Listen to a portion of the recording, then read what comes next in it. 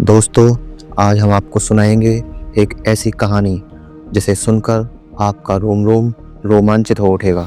भारतीय सेना की वीरता देखकर आपका सीना गर्व से चौड़ा हो जाएगा। यह कहानी है जनरल मानेकशॉ के उन जांबाज सिपाहियों की जिन्होंने जनरल याहिया खान का घमंड चूर कर दिया। यह कहानी है सोवियत संघ रूस की मित्रता की, जो आज तक भारतीयों के दिलों में बसी है। यह कहानी है राजनीति की, रणनीति की और उस एहसान की जो अब सिर्फ किताबों में दर्ज होकर रह गया है, क्योंकि आज का बांग्लादेश उसे भुला चुका है। जी हाँ, वही बांग्लादेश जिसे 1971 में भारत ने पैदा किया और चलना सिखाया। भारत की आज़ादी के साथ ही 14 अगस्त 1947 को पाकिस्तान बना, लेकिन दो टुकड़ों में, पूर्वी पाकिस्तान और पश्चिमी पाकिस्तान। दोनों के बीच 1600 किलोमीटर की दूरी थी और दिलों में उससे भी ज़्यादा। उर्दू को सरकारी भाषा बनाया गया, जबकि पूर्वी पाकिस्तान में बांग्ला भाषा बोली जाती थी और वे बहुमत में भी थे। राजनीति में बांग्ला भाषियों को न्यूनतम प्रतिनिधित्व दिया गया। करों और संसाधनों का बड़ा हिस्सा पश्चिमी पाकिस्तान के लिए रिजर्व था। पूर्वी पाकिस्तान में लगातार असंतोष बढ़ता गया। पश्चिमी पाकिस्तान के लोग और राजनीतिज्ञ पूर्वी पाकिस्तान के लोगों को भूखा बंगाली, 2-2 टके के बंगाली कहकर उनका अपमान करते थे। फिर साल आता है 1970। 1970 के आम चुनाव में शेख मुजीबुर रहमान की आवामी लीग ने पूर्वी पाकिस्तान अर्थात आज के बांग्लादेश की सभी सीटें जीतकर नेशनल असेंबली में बहुमत हासिल किया। मगर पाकिस्तान का सैन्य शासक जनरल याहिया खान सत्ता हस्तांतरण नहीं करना चाहता था, वह भी एक बंगाली नेता को तो बिल्कुल नहीं। शेख मुजीब को गिरफ्तार कर जेल में डाल दिया गया। पूर्वी पाकिस्तान में इस घटना से भारी रोष उत्पन्न हुआ और पश्चिमी पाकिस्तान के शासन के खिलाफ बगावत की शुरुआत हुई। बगावत को दबाने के लिए पाकिस्तानी सेना ने 25 मार्च 1971 को ऑपरेशन सर्चलाइट शुरू किया। ढाका की सड़कों पर गोलियां थीं और हर तरफ लाशें, चीत्कार और डर। एक देश की सेना अपने ही लोगों को नृशंसता से मार रही थी। लेफ्टिनेंट जनरल टिक्का इस ऑपरेशन को लीड कर रहे थे। उस समय पूर्वी कमान के प्रमुख थे जनरल AK नियाजी। इस ऑपरेशन के तहत हिंदू घरों को चिन्हित किया गया। लगभग 10 लाख से 40 लाख लोगों को नृशंसता से मारा गया और लगभग 3 लाख से 10 लाख महिलाओं के साथ रेप किया गया। हिंदू महिलाओं को उठाया गया और उनको कैंपों में रखा गया और पाकिस्तानी सेना और रजाकारों ने रिपीटेडली उनका रेप किया, जिससे उत्पन्न हुए वॉर बेबीज, जिसकी पुष्टि हमूदुर रहमान कमीशन रिपोर्ट में की गई है। दोस्तों, वॉर के दौरान जनरल VK सिंह, जो भारतीय इंटेलिजेंस में काम कर रहे थे, एक कैंप में जाते हैं तो वहाँ उन्हें 300 हिंदू महिलाएं मिलती हैं जिनके शरीर पर एक भी कपड़ा नहीं था और वो सभी प्रेग्नेंट थीं। पाकिस्तानी सेना ने उनको कपड़े इसलिए नहीं पहनने दिए ताकि वो उनका उपयोग कर आत्महत्या न कर सकें। इस तरह लगभग 25,000 बच्चे नापाक सेना द्वारा किए गए रेप से पैदा हुए थे। पूर्वी पाकिस्तान में अराजकता फैल गई। लोग अपनी जान बचाकर भागने लगे। बचने के लिए उनको सहारा दिखा उनका पड़ोसी देश भारत, जिससे वे 2 दशक पहले ही अलग हुए थे। इस तरह भारत की सीमा पर शरणार्थी संकट उत्पन्न हो गया। पाकिस्तानी सेना की क्रूरता को देखते हुए भारत ने बॉर्डर खोल दिए। पश्चिम बंगाल, असम और त्रिपुरा राज्यों में हर जगह शरणार्थी कैंप बनाए गए। लगभग 825 से अधिक कैंप बनाए गए थे। UN रिपोर्ट के अनुसार 1 करोड़ से ज़्यादा शरणार्थी भारत आए, जिनमें अधिकांश थे बंगाली हिंदू। उस समय के एक गरीब देश भारत ने करोड़ों लोगों की खाने, दवा और सुरक्षा की जिम्मेदारी उठाई। दूसरी तरफ बंगालियों ने हथियार उठा लिए। इन्होंने अपनी एक सेना बनाई और नाम रखा मुक्ति वाहिनी। इसमें पूर्वी पाकिस्तान के मिलिट्री पर्सोनल्स, पैरामिलिट्रीज और सामान्य नागरिक शामिल थे। मुक्ति वाहिनी को लीड कर रहे थे जनरल एमएजी उस्मानी। भारत ने न सिर्फ नैतिक समर्थन दिया बल्कि भारत ने ट्रेनिंग दी, हथियार दिए और रणनीति दी। भारतीय सेना के कैंपों में मुक्ति वाहिनी के जवान गुरिल्ला वॉर सीखते थे और भारतीय सेना ने यह सब किया ऑपरेशन जैकपॉट के तहत। जहां एक तरफ दक्षिण एशिया में भारी उथल पुथल चल रही थी, वहीं दूसरी तरफ दुनिया कोल्ड वॉर के साए में जी रही थी। विश्व राजनीति उस वक्त दो खेमों में बटी हुई थी। एक खेमे का नेतृत्व कर रहा था यूएसए और दूसरी तरफ था सोवियत संघ रूस। पाकिस्तान पहले ही अमेरिका की झोली में जा गिरा था, जिसका उसे भरपूर फायदा हुआ। अमेरिका पाकिस्तान की मदद कर रहा था हथियारों से, पैसों से और इंटेलिजेंस से। उस वक्त अमेरिका के राष्ट्रपति थे रिचर्ड निक्सन, जो भारत को बिल्कुल भी पसंद नहीं करते थे। अमेरिका की दखलंदाजी कम करने और शक्ति संतुलन के लिए भारत को एक शक्तिशाली मित्र की जरूरत थी और इस कमी को पूरा किया सोवियत संघ रूस ने। तत्कालीन भारतीय प्रधानमंत्री श्रीमती इंदिरा गांधी ने अपनी बेहतरीन नेतृत्व क्षमता का प्रदर्शन किया। उन्होंने सोवियत संघ को विश्वास में लिया और यूएसएसआर के साथ 9 अगस्त 1971 को शांति, मैत्री और सहयोग की संधि की। यह संधि एक 20 वर्षीय समझौता था। इस संधि के तहत ही यूएसएसआर ने अमेरिकी 7वें बेड़े को रोकने हेतु अपनी नेवल शिप भेजी थी। इस रोमांचक किस्से की चर्चा हम अवश्य करेंगे। इस वक्त यूएसएसआर का नेतृत्व कर रहे थे लियोनिड ब्रेजनेव। अब हम फिर से दक्षिण एशिया की तरफ आते हैं। बढ़ते शरणार्थी संकट को देखते हुए और राजनीतिक उथल पुथल के मद्देनज़र भारत ने ईस्टर्न फ्रंट पर अपनी सेना का मूवमेंट बढ़ाया। उस समय भारतीय सेना के चीफ ऑफ आर्मी स्टाफ थे general Sam Manekshaw. Eastern command को लीड कर रहे थे लेफ्टिनेंट जनरल जेएस अरोड़ा और वेस्टर्न कमांड पर मोर्चा संभाले थे लेफ्टिनेंट जनरल केपी कंडेत।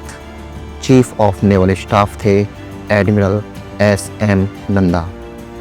21 नवंबर 1971 को भारतीय सेना ने अपना ईस्टर्न फ्रंट खोल दिया और सेना को पूर्वी पाकिस्तान में घुसने का आदेश मिला।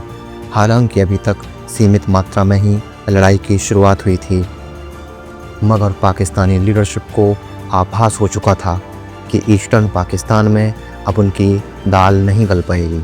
तभी अति आत्मविश्वास में पाकिस्तान ने एक योजना बनाई। इस योजना के तहत वह पश्चिमी भारत का एक बड़ा भूभाग कब्जाना चाहता था, ताकि वह उस भूभाग के बदले ईस्टर्न पाकिस्तान को वापस भारत से पा सके।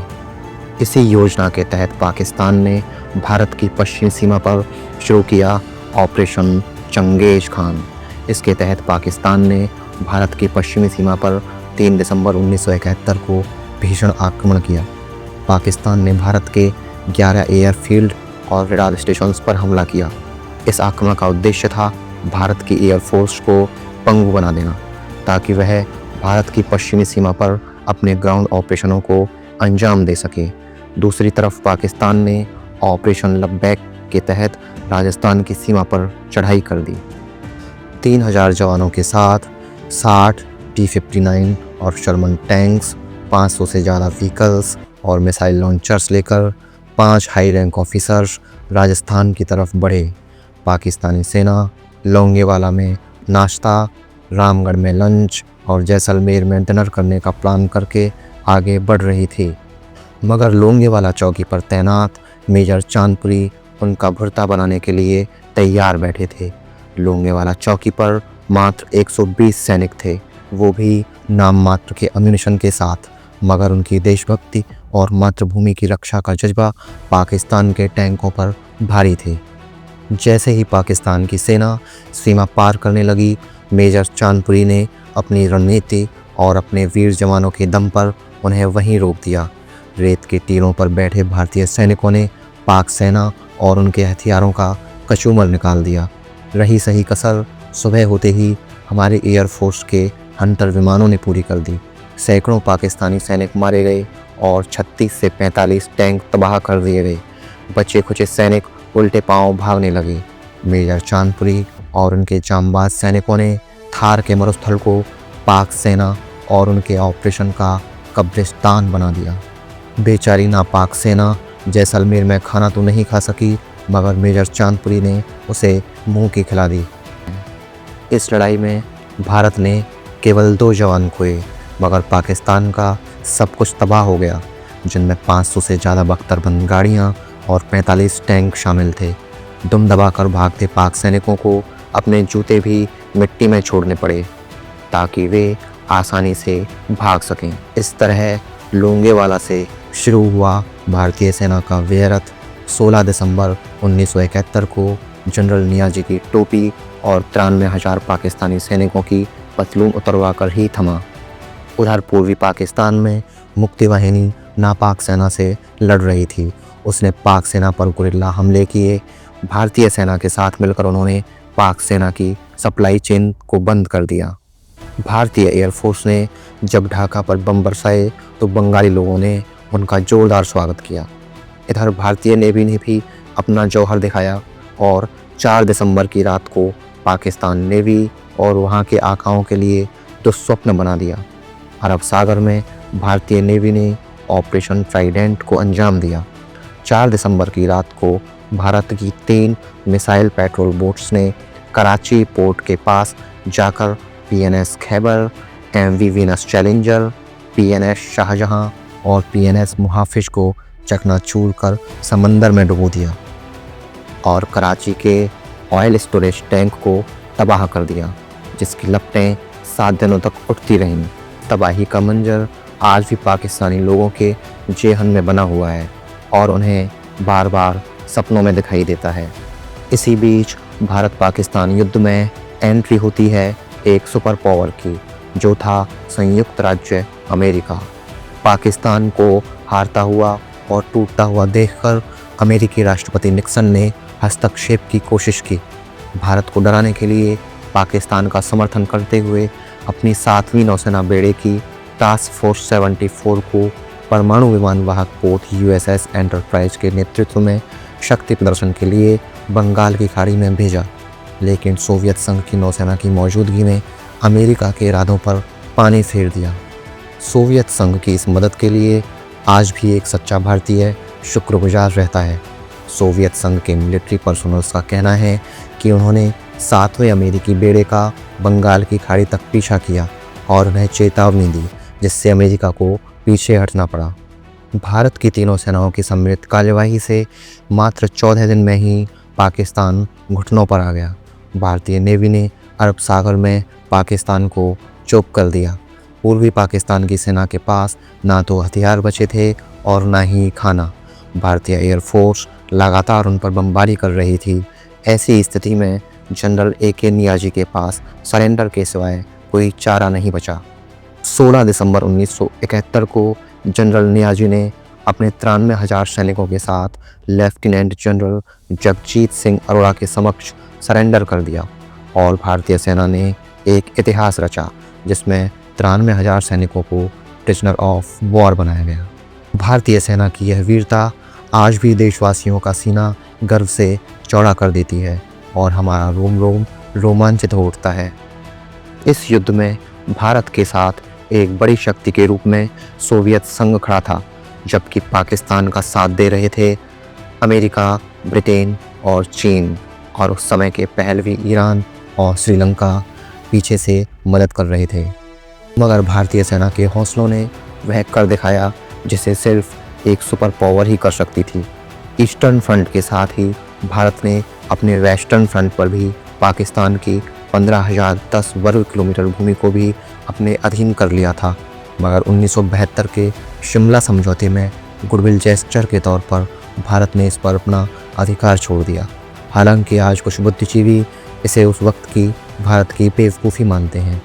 इस युद्ध के बाद वर्ल्ड मैप पर एक और देश उभर कर आया, वह था बांग्लादेश। सही मायनों में जीत बांग्लादेश की ही हुई, क्योंकि उन्हें आज़ादी मिली। पाकिस्तान 2 हिस्सों में टूट गया। उसने 90 aircraft, 2 destroyer, 1 submarine, 3 patrol vessel और 7 गनबोट्स को दिए। उसके 93,000 सैनिक बंदी बना लिए गए। भारत ने इस युद्ध में अपने लगभग 4,000 सैनिक 32 से 40 एयरक्राफ्ट खोए। इस तरह भारत ने बांग्लादेशियों के लिए बड़ा त्याग किया, जिसके लिए बांग्लादेश को भारत का एहसानमंद रहना चाहिए। मगर अफसोस की बात कि आज का बांग्लादेश भारत के उस एहसान को भूलकर उसी पाकिस्तान की गोद में जाकर बैठ गया है। तो दोस्तों, आज की इस कहानी को हम यहीं विराम देते हैं। हमारे साथ अगर आप भी इस कहानी से रोमांचित हुए हो तो एक लाइक अवश्य करें और अपने दोस्तों और परिवार के नए सदस्यों के साथ ज़रूर शेयर करें, क्योंकि ये कहानी हर भारतीय को सुननी चाहिए। और हाँ, ऐसी ही देश दुनिया की रोमांचक कहानी और किस्सों को जानने के लिए चैनल को सब्सक्राइब करना नहीं भूलें, क्योंकि यह हमारे लिए बहुत मायने रखता है। धन्यवाद।